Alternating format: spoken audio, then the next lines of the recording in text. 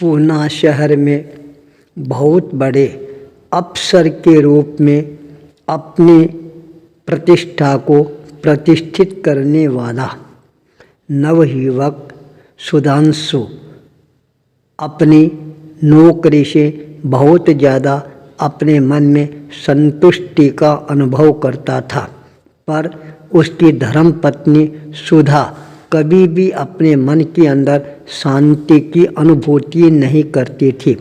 5 लाख रुपये महीना प्रतिदिन घर पर आता है, फिर भी उसको शांति नहीं है। दिन भर मन में एक ही विचार रहता है, मेरे को और ज़्यादा धन प्राप्त करना चाहिए। इसी लालच के अंदर वह स्वयं नौकरी करना प्रारंभ कर देती है। एक पैसा भी खर्च करना वह कभी भी नहीं चाहती है। पता नहीं इतना रुपया है, वह क्या करेगी, क्या अपने साथ ले जाएगी। पर उसका तो एक ही रटा रटाया उत्तर होता था, हाँ, मैं सारा धन दौलत अपने साथ में ही ले जाऊंगी। आप क्यों नहीं अपने प्रमोशन के लिए अफसरों को खुश करना प्रारंभ करो। थोड़ा बहुत यदि आप उनको दोगे तो आपका प्रमोशन हो जाएगा। आज 5 लाख रुपए मिल रही हैं तो कल 15 लाख रुपए भी मिल सकते हैं। इसी उधेड़ बुन के अंदर उसका जीवन आगे से आगे बढ़ता ही जा रहा था। घर में भी बहुत ही ज़्यादा कंजूसी के साथ में खर्चा करती थी। बच्चे हैं, संस्कारहीन बनते जा रहे थे। उनमें संस्कारों का कहीं अवतरण होता हुआ नज़र ही नहीं आ रहा था। उन बच्चों को संभालने के लिए एक आया रख रखी थी, जो आ जाती और उन बच्चों को भोजन पानी कराकर चली जाती।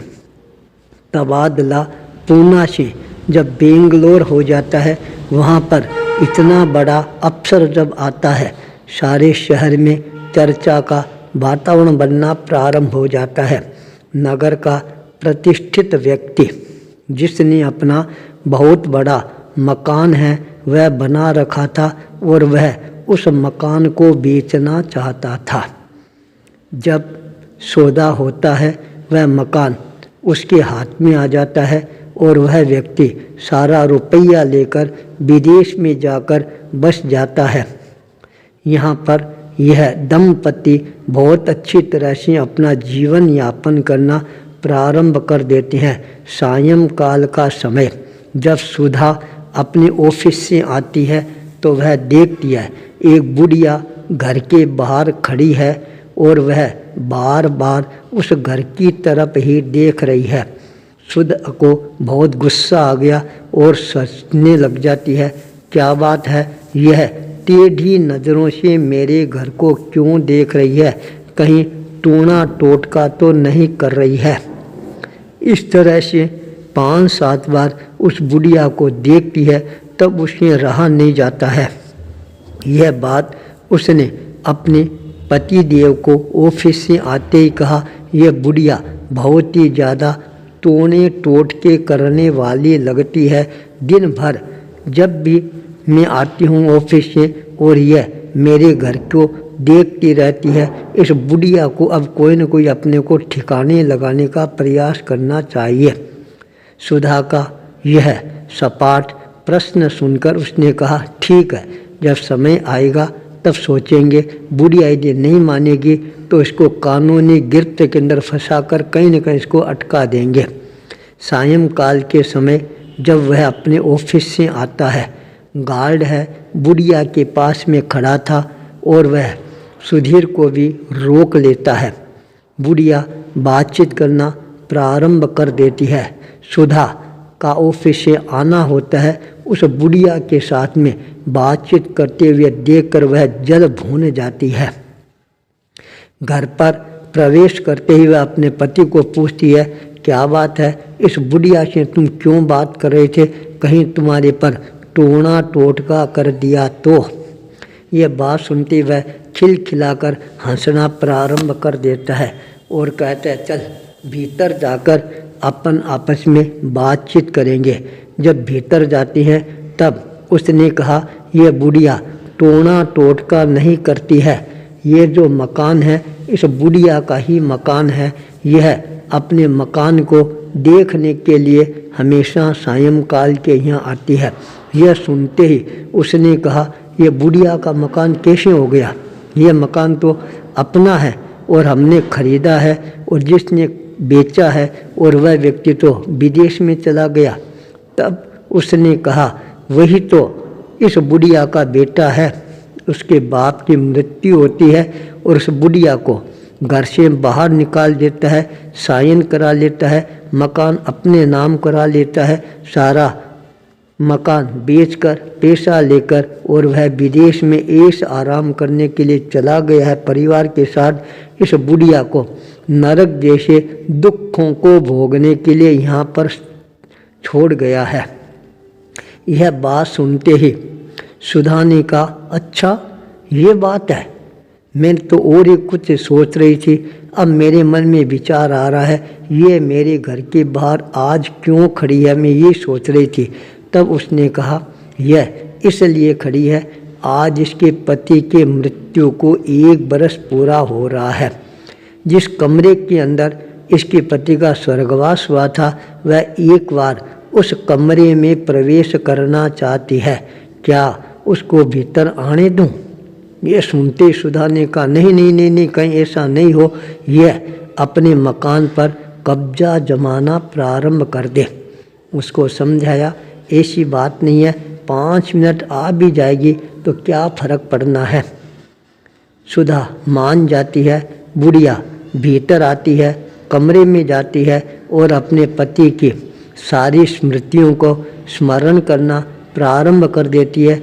आंखें गीली हो जाती है। जब बाहर आती है, सुधा ने देखा, ये क्या? बुढ़िया की आंखों में आंसू, और वह बुढ़िया चारों तरफ घूम फिरकर अपने मकान को देखना प्रारंभ कर देती है। सुधा की विचारधारा बदलनी प्रारंभ होती है।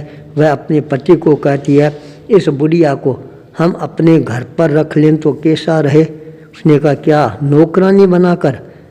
सुधा ने कहा, नहीं नौकरानी नहीं, हम इसको अम्मा बनाकर रखेंगे। घर पर रहेगी तो बच्चों को भी संभाल लेगी, मैं ऑफिस में जाऊंगी तो अच्छा रहेगा। सम्मान बुढ़िया को वहाँ पर रख लेते हैं। बुढ़िया अपने घर पर रहते ही अपने जीवन में नई चेतना जागृत होने का एहसास करना प्रारंभ कर देती है। बुढ़िया ने घर को संभाल लिया, बच्चों को संभाल लिया, सारे घर को सुव्यवस्थित बनाना प्रारंभ कर दिया। बच्चे जो बाजार की चीज़ें खाने के शौकीन बन गए थे, पर बुढ़िया अपने हाथों से जब पकवान बनाकर खिलाती, बाहर का भोजन करना है बच्चे भूल जाते हैं।